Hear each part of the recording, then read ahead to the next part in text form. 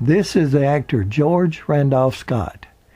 Randy, as he was called by his family and friends, was born January the 23rd, 1898, while his parents were visiting family on a trip to Orange County, Virginia. Now, after Randy's birth, his parents, George Grant and Lucy Crane Scott, returned to Charlotte, North Carolina, where they'll raise their 6 children: Margaret, Randy, Kathleen, Virginia, Joseph, and Barbara. Unlike most of his fellow actors who was raised in struggling families, Randolph Scott was the exception. His father was an administrative engineer in a textile firm, and his mother, Lucille, was a member of a wealthy North Carolina family. The family's financial status allowed the Scott children to attend private schools. Randolph attended Woodbury Forest, a prestigious all-male school that emphasized a strict honor code, located at Woodbury Forest, Virginia. While attending Woodbury, Randy excelled in sports, especially football. In 1917, when Scott was 19, the United States entered the war in Europe. Searching for adventure and patriotic, Randolph enlisted in the Army.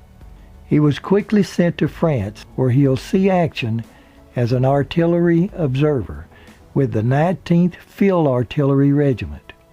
As a member of a 2-man observer team operating behind enemy lines, Scott was often in danger of sniper fire and being captured. After the war in 1919, Scott returned to the States and enrolled at Georgia Tech, hoping to fulfill a lifelong dream of becoming an All-American football player. It's believed that Scott is third from the left standing in this 1919 Georgia Tech photo. Unfortunately, shortly after this photo was taken, he received a football injury that terminated his dream of a football career. Randy transferred to the University of North Carolina, following in his father's footsteps of trying to obtain an engineering degree. He'll end up working as a bookkeeper and accountant for his father. It is believed that Randy's parents had this house built at 1301 Dearworth Road in Charlotte sometime around 1926. He'll return here to see his parents and siblings many times, even after he becomes a major star. By 1928, Randy had decided that he was interested in becoming an actor, and he persuaded his father to write a letter of introduction to his father's acquaintance, movie producer and multi-millionaire Howard Hughes. With letter in hand, Scott leaves Charlotte for Los Angeles. As he had hoped, Hughes got Randolph an unaccredited part in a romantic comedy that starred George O'Brien called Sharpshooters. Soon Randy began calling himself Randolph Scott, leaving off his first name George, and for the next few years it'll be unaccredited bit parts in films such as The Virginian with Gary Cooper. It's been said that Scott helped Cooper learn to speak as a Southerner for this film. On advice from director Cecil B. DeMille, Randolph enrolled at the Pasadena Playhouse for Actors, and while there, Paramount scouts saw him in a play and offered him a contract as a contract player. By 1932, Paramount offered Scott his first lead role in Heritage of the Desert with Sally Blaine. It helped establish him as a leading Western hero. It'll be directed by first-time director Henry Hathaway. That same year, Randolph Scott will star with first-time lead actor Cary Grant. Their love interest will be actress Nancy Carroll in Hot Saturday for Paramount Pictures. Scott and Grant will become instant friends. Their friendship will last a lifetime. After meeting on the set of Hot Saturday, the two co-stars, Scott and Grant, quickly move in together. They will rent this Santa Monica beach house, and later on this L.A. mansion located at 2177 West Live Oaks Drive. Although rumors were spread about the two actors' living arrangements, they treat the gossip as a joke, and in some cases even encourage it. The studios began calling their place Bachelor Hall, with other stars visiting such as John Wayne, Gary Cooper, and even the writer Ernest Hemingway. There will be numerous women in and out of the house. Some say that the studio was behind the parade of women in order to squelch any rumors. The next year in 1933, Paramount did a remake of a silent film, The Thundering Herd, that starred Jack Holt. Scott's hair was dyed for the part, and he wore a mustache to look more like the silent star. It has been said after living together for 2 years at Bachelor Hall, Paramount Studios ordered Cary Grant to marry actress Virginia Sherrill. They will divorce some 13 months later, and Cary will move back to Bachelor Hall. 2 years later, in 1935, Randolph would star with Fred Astaire and Ginger Rogers in Roberta, where Scott was able to live out his dream finally as a football star. During Randolph Scott's life, he'll have 3 close friends: Cary Grant, Fred Astaire, and the Reverend Billy Graham. 1936 was a busy year for Randolph Scott. On March the 4th, his father George will collapse on a Raleigh, North Carolina street corner from a heart attack. He was 66 years old. Randolph will rush home to Charlotte for the funeral. Mr. Scott will be buried at the Elmwood Cemetery in Charlotte. 2 months later, in May, Randolph will marry Marion DuPont Somerville, a member of the wealthy DuPont family. Marion had been married to Thomas Somerville for 10 years and had divorced a year earlier in 1935. They had no children.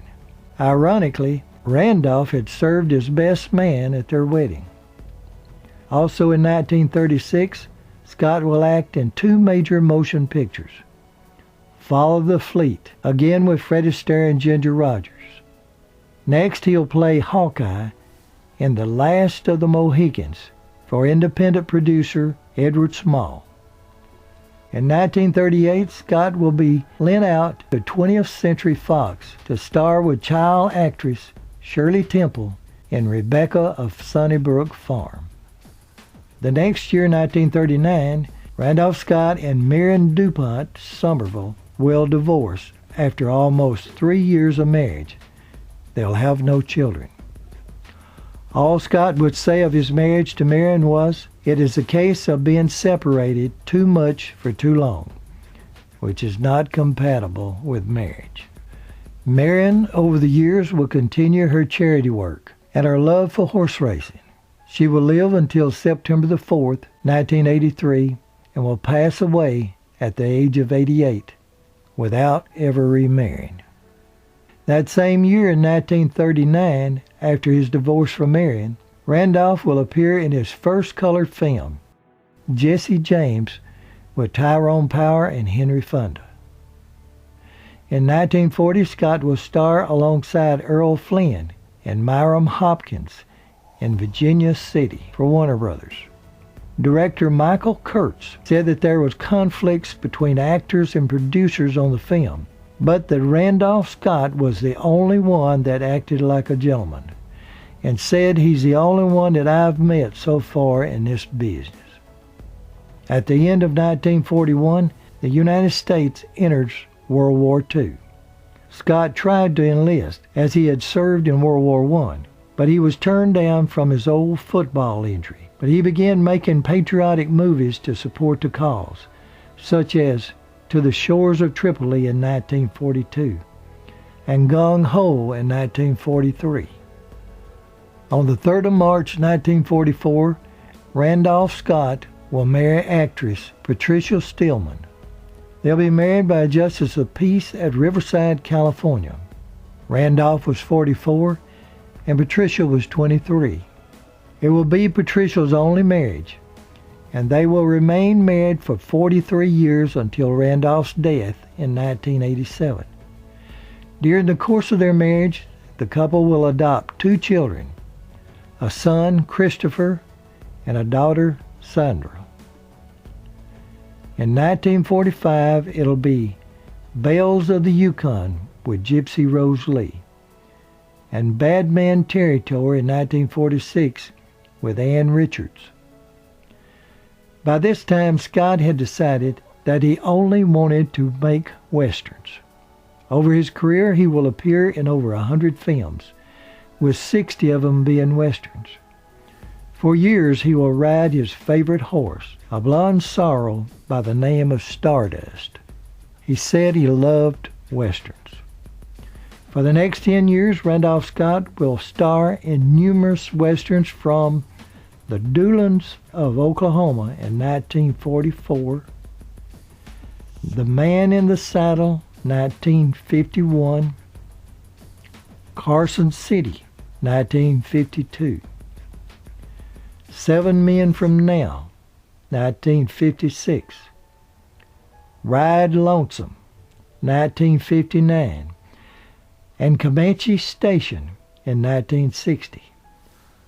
Also in 1960, Randolph Scott will receive a star on the Hollywood Walk of Fame that's located at 6243 Hollywood Boulevard. In 1962, Scott will star in a Sam Peckinpah film along with Joel McCrea, Merritt Hartley, and James Drury in his last film, I Ride the High Country. Some say one of the best westerns ever made. Both Scott and McCrea will say that they will quit movies after finishing this film. Although Joel McCrea will return later, Randolph Scott won't. He said movie acting no longer interests him. Scott will retire from films and the limelight and never look back. He'll spend his time with family and friends and on the golf course. He'll retire a multi-millionaire. He will protect and shield his family from the press and Hollywood. His early retirement at the age of 64 showed that he could leave the make-believe world of Hollywood even after being one of the top leading men of his generation. Everyone agreed that Randolph Scott's nature was exactly as depicted on screen, a Southern gentleman. In 1975, Scott will be inducted into the Western Performers Hall of Fame at the National Cowboy Museum in Oklahoma City. His fellow Western actor Joel McCrea had been inducted in 1969. On March 2, 1987, after 25 years of retirement, Randolph Scott will pass away in his sleep at 6 a.m. at his Bel Air home in Los Angeles. He had been suffering from heart and lung troubles for several years and been hospitalized from time to time with complications of pneumonia. He'll be buried at the Elmwood Cemetery in Charlotte, only 4 blocks from the location of his boyhood home. His close friend Billy Graham will deliver the graveside eulogy for only a few family members and close friends. Scott had suffered from the loss of his lifelong friend, Cary Grant, only 3 months earlier. It's been said that when he heard of Cary Grant's death, he placed his head in his hands and cried. George Randolph Scott was 89 years old. 17 years after her husband's death, on May the 3rd, 2004, Patricia Marie Stillman Scott, Mrs. Randolph Scott, will pass away in Los Angeles at the age of 85.